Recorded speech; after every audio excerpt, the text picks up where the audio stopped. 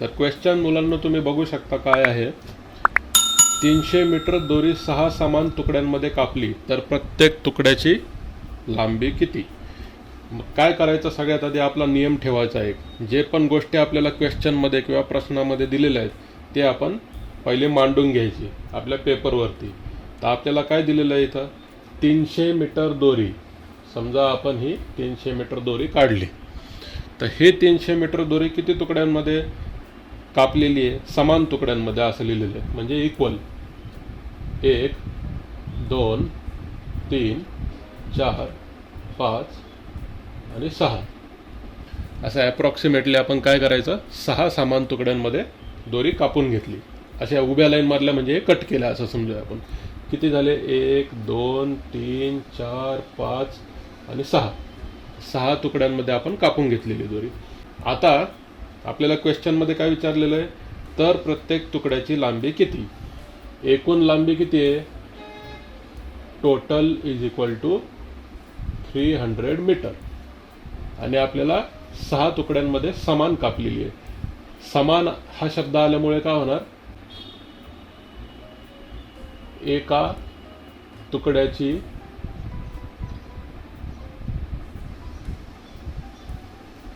लांबी बरोबर एकूण लांबी भागिले किती तुकडे केलेत तेवढे करून टाकायचे. भागिले किती तुकडे केलेत म्हणजे 6. का केले, कारण सगळ्यांची लांबी समान आहे, समान तुकड्यांमध्ये कापलेली आहे म्हणून. तर आता भागाकार कसा करायचा, एक तर तुम्ही अशा पद्धतीने करू शकता, किंवा मी दुसरी पद्धत पण एक दाखवतो. आधी ही पद्धत दाखवतो तुम्हाला.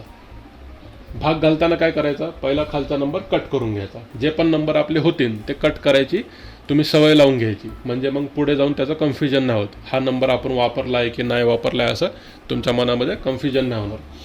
तर 6 1 6, पहिला नंबर बघायचा 3 हा 6च्या पाड्यामध्ये किंवा टेबलमध्ये येत नाही. तर काय करायचं, दुसरा नंबर घ्यायचा. पहिला नंबर नाही आला म्हणून मी दुसरा नंबर घेतला. आता माझा टोटल नंबर किती झाला, 30. मग 30 हा 6च्या टेबलमध्ये येतो का, तर येतो. मग याला कट करून घ्यायचं. 6 5 30. आता उरला 0. मग मी काय करणार, 0 डिवाइड बाय 6 करणार.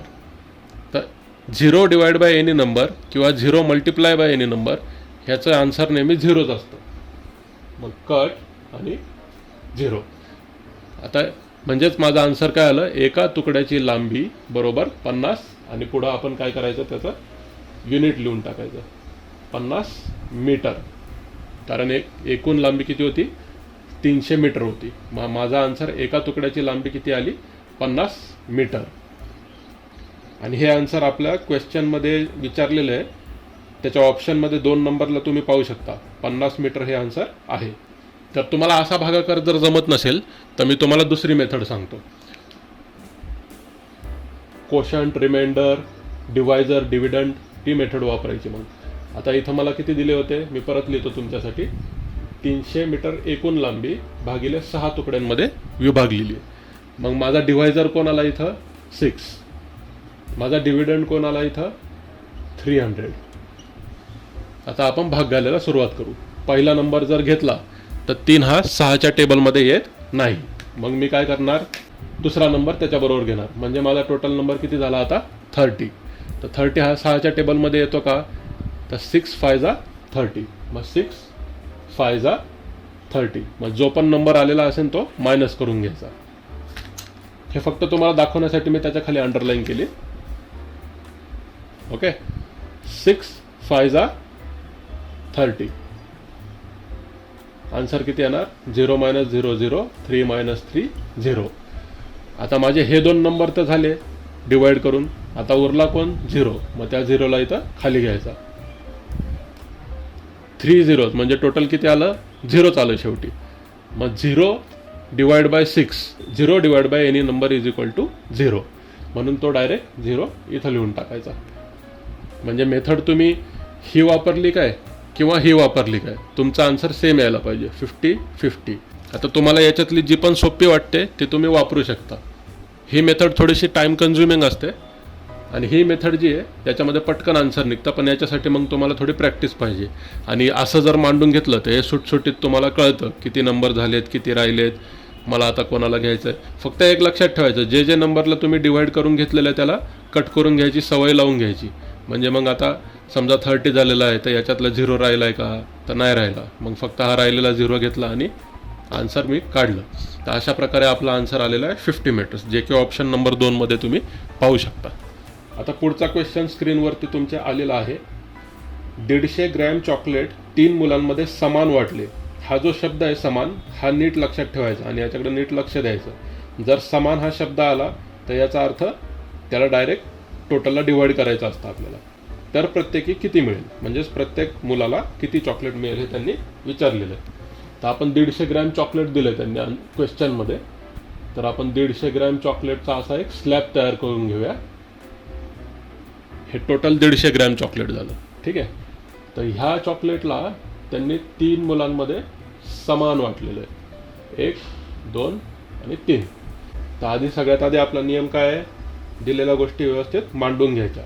हे मांडलं तर एकूण चॉकलेट किती, प्रत्येकी चॉकलेट मग किती मिळणार, प्रत्येकी चॉकलेट किती बरोबर एकूण चॉकलेट 150 ग्रॅम भागिले 3 समान मुलांमध्ये वाटले, 1, 2, 3 समान आलं म्हणून आपण त्याला डिवाइड करायचं.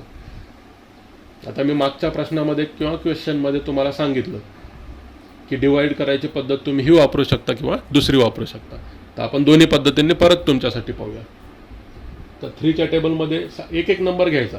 डिवाइड करताना नेहमी लेफ्ट हँड साईडमधून सुरुवात करायची. एक एक नंबर घ्यायचा. पहिला नंबर कोण आहे, 1. 1 हा 3च्या टेबलमध्ये येतो का, 3 1 जा 3, म्हणजे 3चा टेबल डायरेक्ट 3 पासून चालू होतो. 1 येत नाही. मग दुसरा नंबर घ्यायचा त्याच्या पुढचा, मग या दोघांचा पेअर बनणार. मग किती झाला टोटल नंबर आता, 15. 15 हा 3च्या टेबलमध्ये येतो का बघायचा. मग 3 1 जा 3, 3 5 जा 15 आणि 0 डिवाइड बाय 3, म्हणजे 0 divide by any number is equal to 0. म्हणजेच प्रत्येक मुलाला 50 ग्रॅम चॉकलेट भेटणार. आता तुमच्यासाठी आपण दुसऱ्या मेथडने परत पाहूया. डिवायझर आहे 3, डिव्हिडंट आहे 150. तर आता सुरुवात करूया. 1 हा 3च्या टेबलमध्ये येत नाही, मग आपण पुढचा नंबर घेतला. मग हा पेअर मिळून किती नंबर झाला आता, 15. 3 5 जा 3 5 जा 15. ही लाईन फक्त मी तुम्हाला समजावं म्हणून मारतोय, नाही तर हे डिवाइड केलं असं त्याचा अर्थ घेऊ नका. 5 - 5 0, 1 - 1 0. आता राहिला कोण डिवाइड करायचा, हा 0. तर याला आपण घेतला इथं, म्हणजेच हा टोटल नंबर किती झाला परत, 0. तर 0 divide by any number is equal to 0. म्हणजेच आन्सर किती आलं परत आपलं, 50 ग्रॅम. मेथड तुम्ही ही वापरली किंवा ही वापरली, आन्सर तुमचं सेमच यायला पाहिजे. तर प्रत्येक मुलाला किती चॉकलेट मिळालं, 50 ग्रॅम. पुढचा प्रश्न घेऊया आता आपण. पुढचा प्रश्न तुमच्या स्क्रीनवरती दिसत आहे. 6 लिटर पाणी 4 बादल्यांमध्ये समान भरले. मी तुम्हाला मागच्या क्वेश्चनमध्ये पण सांगितलं होतं बघा, समान हा शब्द आला की आपल्याला काय करायचं, डिवाइड करायचं. का, कारण 4ही बादल्यांमध्ये किंवा जे काय असेल त्याच्यामध्ये समान ते वाटप केलेलं असतं. तर प्रत्येकी किती पाणी येईल प्रत्येक बादलीमध्ये. तर आपला नियम काय आहे, सगळ्यात आधी क्वेश्चनमध्ये जो डेटा दिलेला असतो तो आपल्याला मांडून घ्यायचा. 6 लिटर पाणी 4 बादल्यांमध्ये समान वाटलेलं आहे. तर सगळ्यात आधी आपण 4 बादल्या अशा काढून घ्यायच्या. कशाही काढू शकता तुम्ही, फक्त आपल्याला कळावं म्हणून. माझी एखादी बादली छोटी मोठी झाली असेल तर समजून घ्या. 6 लिटर पाणी 4 बादल्यांमध्ये समान भरले. समजा या लेवलला सगळ्या बादल्या भरल्या.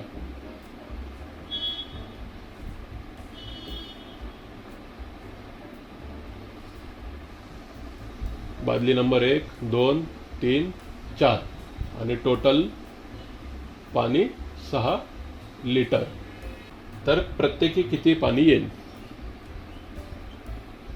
प्रत्येकी पाणी बरोबर एकूण पाणी किती आहे 6 लिटर भागिले किती बादल्यांमध्ये समान भरलेलं आहे 4 लिटर. 4 1 जा 4 आणि 4 1 जा 4. ठीक आहे. पण आता याच्यामध्ये माझा रिमाइंडर राहिला, किती राहिला 6 - 4 = 2. पूर्ण भाग गेला का नाही गेला. पूर्ण भाग नाही गेला म्हणजेच प्रत्येक बादलीमध्ये किती पाणी हे आपल्याला कळणार नाही. तर त्याच्यासाठी काय करावं लागेल, इथं पॉईंट द्यायचा. एक पॉईंट म्हणजे इथं काय आला, एक 0 आला. मग आता 20/4 असं नवीन फॉर्मेशन होणार.